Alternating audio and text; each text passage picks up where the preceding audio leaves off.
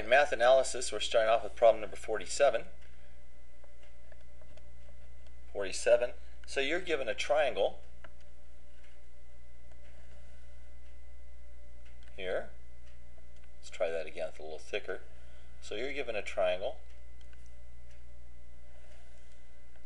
like so. And this is a right triangle. And it has a leg that is 18 high and a base that is 15. And you're supposed to find the length of the hypotenuse, which is the side of the triangle that is opposite the right angle. It's the longest side of the right triangle.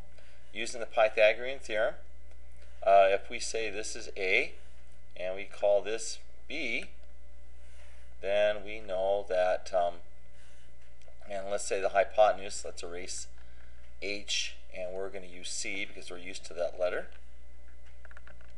So we say that's C.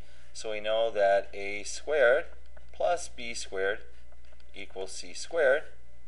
So we have 18 squared plus 15 squared equals C squared. So 18 squared is 324.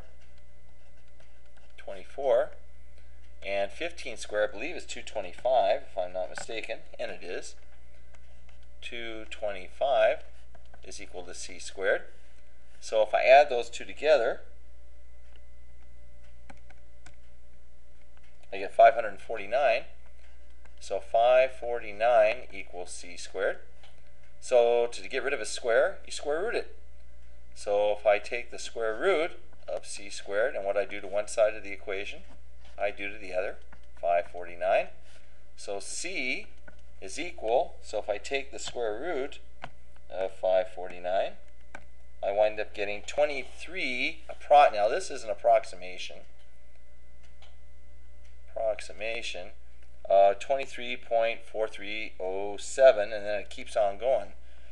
23.43, we'll just round it to the nearest thousandths and it'd be 431. So the fact that this turns out to be a non-ending, non-repeating decimal, so the fact this is a non-ending, non-repeating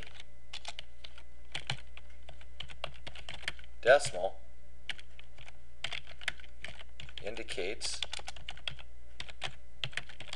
that this solution is an irrational number. Okay? So that's number 47. Okay? Number 48, we're going to repeat that. So here I have, again, another triangle, right triangle.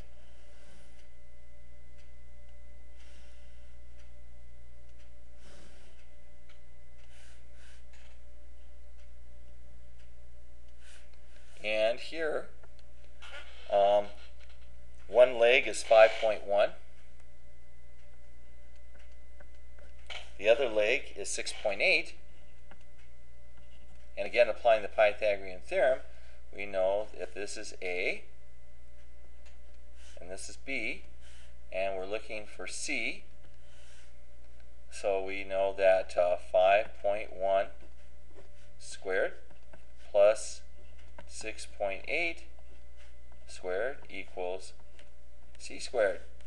So 5.1 squared plus 6.8 squared gives me 72.25. 72.25 equals C squared. So if I take the square root of that, so C is equal to the square root of 72.25. So taking the square root of that, I come up with 8.5. So C is exactly 8.5. This decimal ends, right?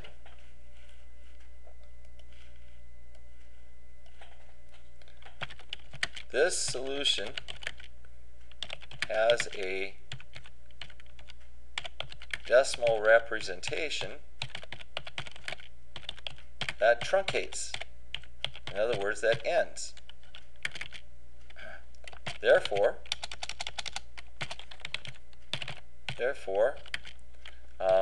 this number is rational. Okay, so that's 47, and we should probably label this as number 48.